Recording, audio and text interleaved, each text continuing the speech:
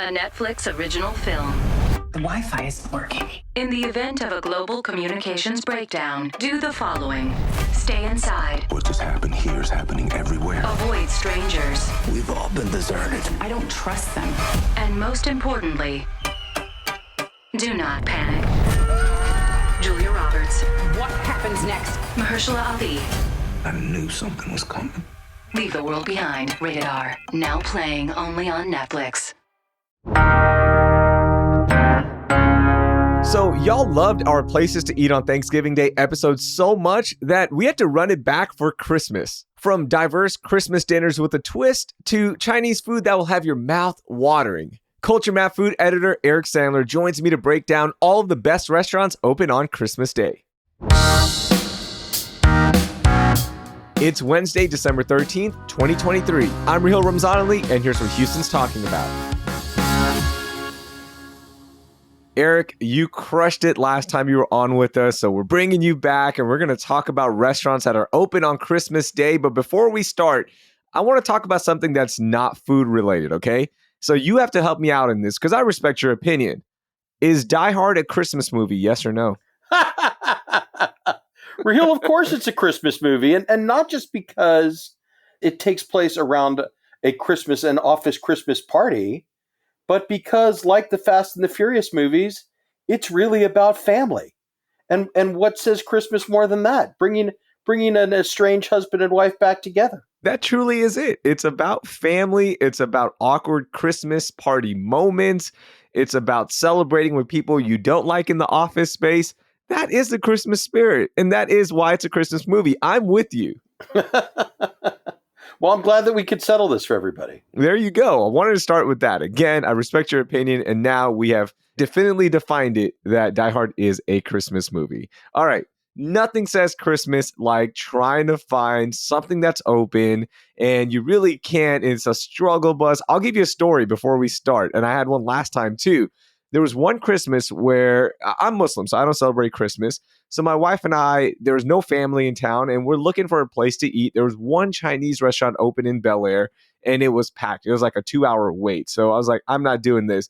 So we ended up going to Walgreens and buying some random frozen Chinese food that was left in there because that was the only thing that was open. So it's gotten a little bit better, right?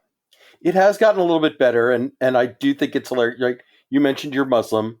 I'm Jewish, so I can't imagine that there's two better people in all of Houston to be talking about Christmas Day dining than a Muslim and a Jew. I think this is perfect. This is it. This is why we're doing this. So let's start with that. There's nothing like Chinese food on Christmas Day. Give me a place that's open, a good meal that we can enjoy. All right, I'm going to give you a couple just because, there a lot of Chinese restaurants are open, particularly if you're in the kind of Bel Air area, Some people call it Chinatown. Some people call it Asia Town. Call it whatever you want. There's a whole ton of Chinese restaurants.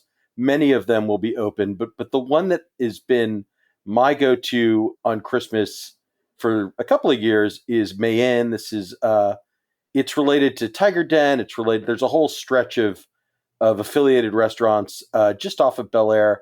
But this is like classic Chinese comfort food. Pork spare ribs, roast pork, wonton soup. Stir-fried vegetable dishes, all of that good stuff. So that's kind of a Chinatown option for people. And again, Kim San will be open with their buffet. Ocean Palace will be open doing dim sum. I mean, you're going to have a ton of choices in that area of the city on Christmas Day. But then inside the loop, if you're looking to spend a little more, you want a little splurge, Benny Chow's, the Chinese restaurant from the owner of B&B Butchers, will also be open. And it's a much more luxurious kind of experience, right? Their Peking duck is really elegant. They have soup dumplings, they have caviar this and lobster that, and super posh fried, brisket egg rolls with meat from Truth Barbecue. So a lot of great choices at Benny Chow's if you're looking for a slightly more luxurious Chinese food experience on Christmas Day. I've been meaning to check out Benny Chow's and I've heard a lot of good things about it, but there's something inside me where I'm like, am I going to pay that much for Chinese food? Is it worth it? I've had a couple of really good meals there. And so I've been sort of contemplating like organizing some friends and family. I think that may be, you may find me there on Christmas Day, actually. Okay, that's good because if you're going to be there, the man who knows everything that's good, then that's the pick. All right, Benny Chow's is the pick. Okay, let's move to a category. This might be a little bit harder, Eric, because everybody has a different definition of traditional. But what's a good traditional Christmas Day restaurant for a traditional meal? So, as we've discussed, like you and I may be the least qualified people in Houston to determine what is or isn't a traditional Christmas meal. But for me, when I think about Christmas traditions, I think about prime rib. And so, my pick then is the Palm. This is the luxurious steakhouse in downtown. They are running a special prime rib on Christmas Day, and they're open. They're open all day, so you can get that prime rib and kind of have that holiday feast. That's so cool to hear that they're open all day because a lot of restaurants, Thanksgiving has been one thing, right? Like where everyone's adjusting and they are starting to open a little bit more, but Christmas still has been a little bit slower. So to see a more high-end place saying, all right, we're going to stay open and we're going to give people a place to come dine, that's really cool to see. Yeah, noon to 9. So plenty of time to get to the Palm and get that prime rib. Now let's go with something that is a bit more non-traditional. And this was a really hot category from the Thanksgiving chat. So I'm excited to hear what you have for us for a non-traditional meal at a restaurant that's open on Christmas Day. All right. I'm going to take you, the nice thing about Christmas, there's no traffic. So it's easy to drive from place to place. If you're, usually reluctant to make that drive if you live inside the loop, you don't want to drive to the suburbs. If you live in one suburb, you don't want to drive to the other suburb. All of that kind of melts away on Christmas because, like, what else are you going to do? You can spend that half an hour or 45 minutes in the car. It's not that big a deal. So my suggestion for non-traditional Christmas dinner is Fat Eatery. This is the very popular Malaysian restaurant out in Katy. They have all of their delicious, they do beef rendang, they do roti canai, they do a dim sum menu with dumplings. They do a lot of really delicious things. And then during the holidays, they supplement that with a beef rendang Wellington. And so I just think that's like, take that classic comfort food dish, the beef Wellington, add a little Malaysian spice to it. Like, what's not to love? And of course, while you're out at Katy Asia Town, which is where Fat Eatery is, there's a ton of other restaurants. And I suspect many of them will be open, places like Mala Szechuan, places like Tim Ho Wan, Dim Sum Box. I suspect most of them will also be open.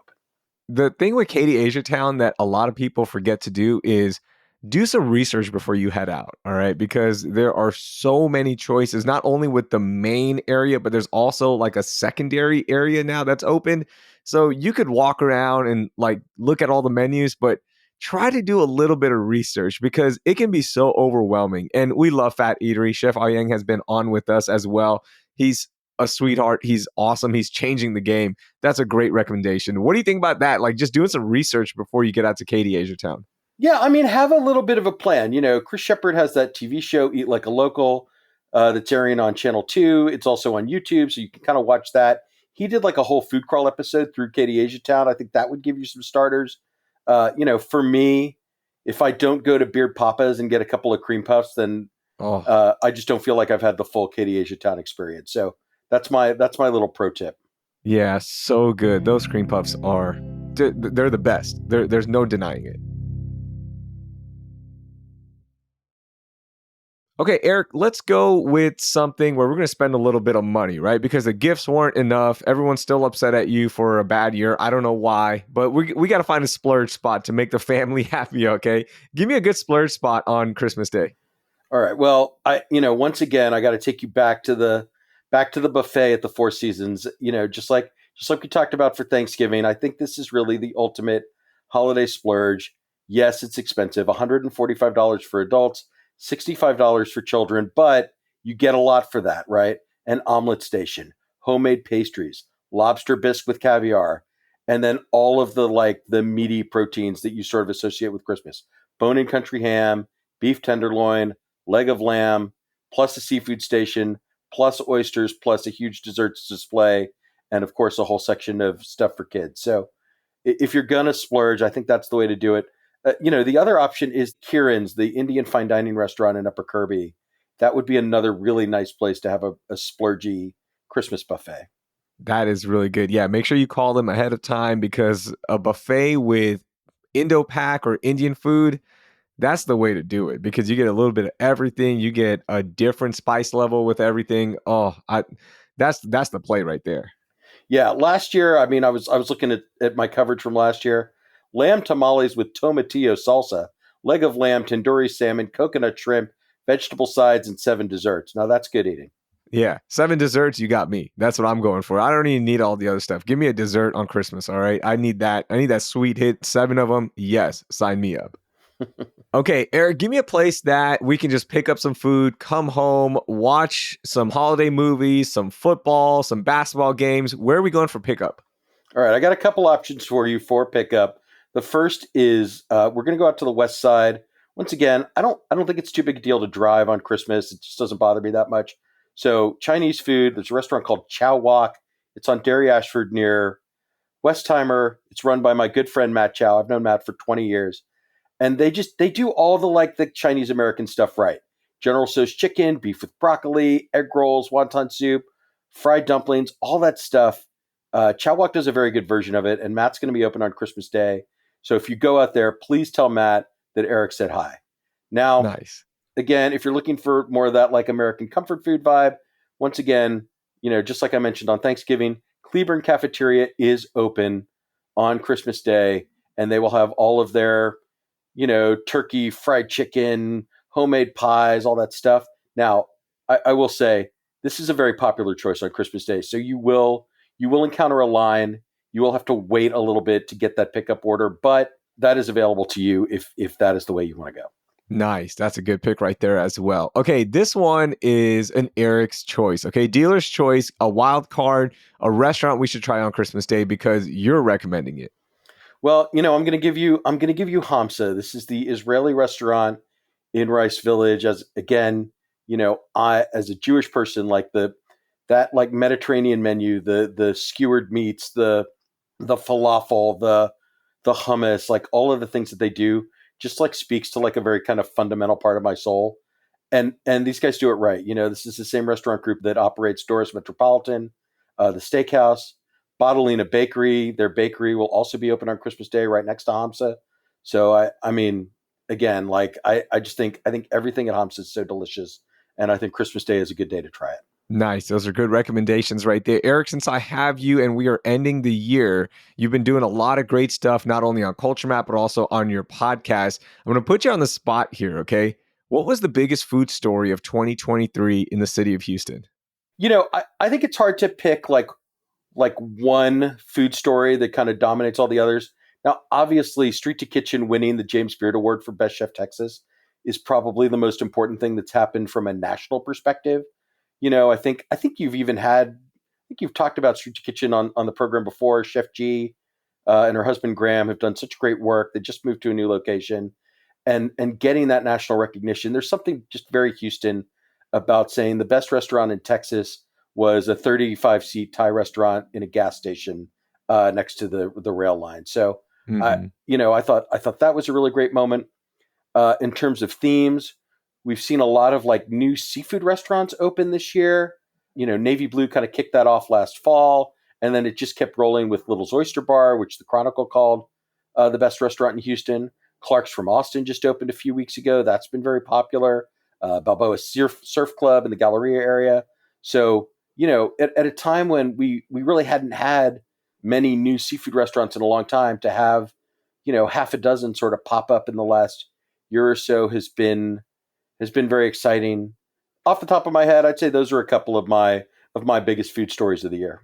That's awesome to see the seafood boom again, right? Because you're right. It's been a while since we've seen a lot of seafood restaurants open up, and we should be excelling in that. We're only an hour away from Galveston. We should be excelling in seafood. Yeah, and it feels like it's been a while, and I like that it's different styles, right? There's Gulf Coast at Josephine's in Midtown, but then if you go down to Kemah, there's a place called Fish and Chips Houston that's doing some of the best fish and chips I've ever had. So, I like that. I like that we're kind of covering different styles and different price points. I love that. Eric, thank you so much for getting us ready for Christmas Day. We're going to be eating good on Christmas Day, and I appreciate you joining us again on the podcast. Thank you so much, and here's to a great 2024. Raheel, thank you so much for having me. Happy holidays to all the listeners of CityCast, and happy holidays to you. That was Eric Sandler. You can read all of his work on CultureMap and listen to his podcast, What's Eric Eating, everywhere you get your podcasts. So help me out. What's a traditional Christmas meal like for you and your family? Send us a message on Instagram at CityCastHouston. That will do it for today. Thank you for listening, and I hope you learned something new.